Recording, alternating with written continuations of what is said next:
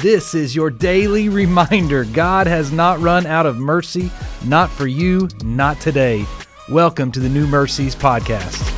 Welcome back. Today is Friday, March the 20th. So thankful you have found the New Mercies Podcast. If you're new here, I encourage you to subscribe and follow and like and all the things so that you be sure and get the episodes every single day that they come out, Monday through Saturday. Also, if you would like to support, you can give or donate any amount at the link in the episode description.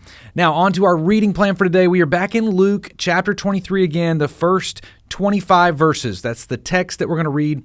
It is what I will be preaching on Sunday. Lord willing, everything goes well. We will be preaching out of this text on Sunday. So it's good to put it in your mind a few times before we jump in. I want to share with you just a couple of verses and a thought or two about this text today. I don't know about you, but every time I go through a new text that I know I'm going to preach or I'm going to try to do a deep study on, what will happen is the first time I read it, it's hard to get through. Even the first time we talked about Luke 23, the first 25 verses on the episode on Tuesday this week, it was the first time we kind of walked through it together, and it was kind of difficult. It was a little bit hard for me to work through something. That happens every single time. Don't think that just because I'm a pastor or because I do this for a living, that as soon as I open the Word, it's this refreshing Spirit of God that just flows over me.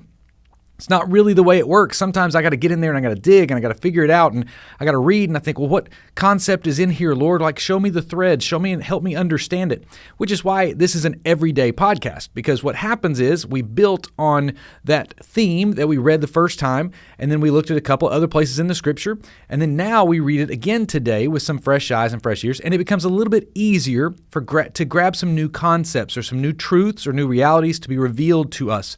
I love the further we get in a text, the more times we read it over and over again, the more it jumps out to me, and the more it makes me glad to be prepared and ready to teach it or to proclaim it. And so I want to read just a couple of things out of this text. Obviously, here's the scene. We've already been through it once before. Jesus is brought before Pilate.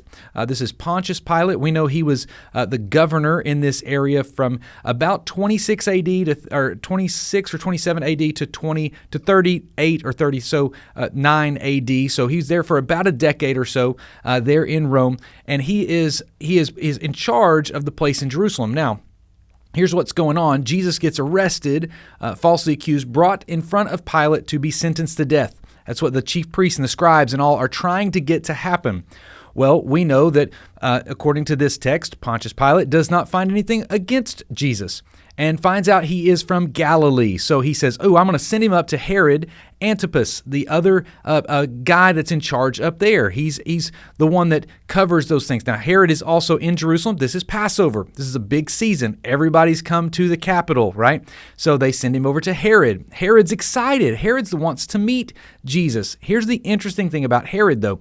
This is the same guy that beheaded John the Baptist. This is the same guy that took the life of Jesus' close relative, his best friend on earth, who Jesus says no greater man has been born of a woman outside of John the Baptist. So this is the man that was responsible for John the Baptist's death. Now, here's what I find intriguing about this. So Jesus gets brought before Pilate. Pilate says, I can't find anything wrong with the guy. And then the religious leaders are like, he deserves death. So then he says, I'm going to send him over to Herod because he's from Galilee. Herod gets there. Jesus gets over to Herod. Herod says, hey, I've been waiting to meet him. Do some signs for me. Jesus doesn't say a word, doesn't do anything. He questions Jesus, doesn't say a word. I want to read the text, in fact, to show you where I'm getting this from. In Luke 23, listen to what it says in verse number 9. So he questioned him at some length, but he made no answer. That is, Herod is questioning Jesus, and Jesus is standing there silent. There is something big that I saw come revealed out to me in this time that I was in the Word right now. I was reading it and I thought, Lord, what is it about this text today that I can get a new mercy from? And that verse jumped out. And when that verse jumped out, it made me think, Herod stopped the voice of God. Herod stopped the voice of God. I have not thought about it that way. Jesus is God, right? And Jesus gave no answer, made no remarks. Herod begins, even in the narrative of how Herod is interacting with Jesus. Both Pontius Pilate and Herod, neither one were intimidated by Jesus. He had a big group of followers. He was obviously had miraculous signs around him and about him. People knew about him. Herod sees him and is a little bit nervous at first, kind of asks him for a couple of things, doesn't happen. And so Herod gets more and more bold, and the voice of God is stopped. Herod cannot hear the voice of God in his life. If you want to know how to not hear the voice of God, do what Herod did. Begin questioning Jesus. Begin questioning things. Try to ask him to do things for you. Ask him to say, hey, I want you to submit to me and do the things I've asked you to do. You're not going to hear the voice of the Lord that way. It's not going to happen. Then, as I kept reading, Herod begins to mock Jesus, puts a fancy robe on him, sends him back over to Pilate. Now, when he sends him back to Pilate, he doesn't give any verdict or any kind of charge against Jesus either. He's like, I can't really find anything about him either that is wrong, but I'm a little nervous about the guy. Sends him back to Pilate. He gets back to Pilate. By this point, the religious leaders are ready to say, crucify, crucify, crucify. Now, before, I know I've heard it preached sometimes that when Jesus makes his triumphal entry into Jerusalem, you can go and see when that happens a few chapters earlier. He comes into Jerusalem for the last week of his life, for the Passover week, but he comes in, it's the Palm Sunday, as we say. We hear this crowd, Hosanna, Hosanna, Hosanna.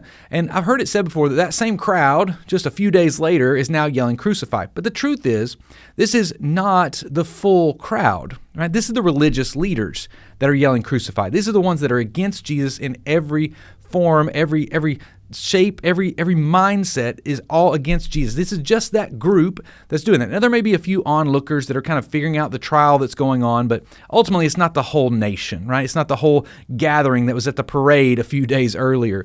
These are the ones that are against Jesus. They say, crucify him, crucify him. So Pilate still doesn't make a full decision. He says, I'm going to wash my hands of this. You can go read that in Matthew. He says, I'm going to wash my hands of this so that I'm clear of this. I don't find the guy guilty. So here's what Pilate does. This is frustrating too. If Herod silenced the voice of God, Pilate smothered it. I mean, just smothered the voice of God. Because what happens next? Pilate says he's not guilty. I want to set him free, and ends up crucifying him. That's what happens in the Pilate situation. Why? Because of the next place in the scripture I want to read in verse number 24. Listen to what it says. So Pilate decided that their demand should be granted. What was their demand? Their demand was that they release Barabbas, the murderer, the one who is in there for robbery, for murder, and for causing an insurrection. Here's what Pilate's saying. There's no way. What I'll do, I'll appease the people and I'll let Jesus go.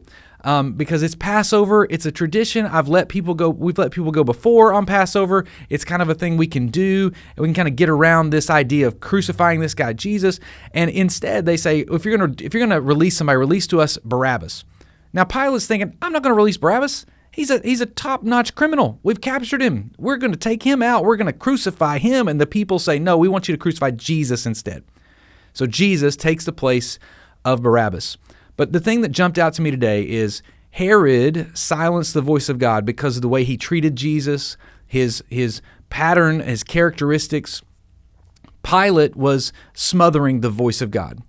And what I mean by that is he was more concerned with his reputation, his influence, than he was his character and the way that the Lord would look at him. I think about when Jesus is standing there before Pilate. Pilate is trying to judge Jesus. Can I tell you what's really going on? Jesus is sitting there judging Pilate, or judging Herod and Pilate, both of these guys. These guys were the judge in order to sentence Jesus to a death. Jesus is standing there the whole time. He's not the one on trial. They are. Their character is, their heart is, just like we are. You know, I think we're getting a very dangerous spot whenever we think, well, I wish Jesus would just show me this. I wish God would just give me this sign. That's us saying, God, we want you to perform for us. That's what Herod did. And what happened? Herod heard no word from the Lord. None. We got to be careful in how we interact with this God. He's great. He's mighty. He's holy. Today, my encouragement to you, read the text. Let's see what stands out. But I encourage you, don't silence or smother the voice of the Lord. Be more in tune with what He wants than what you want.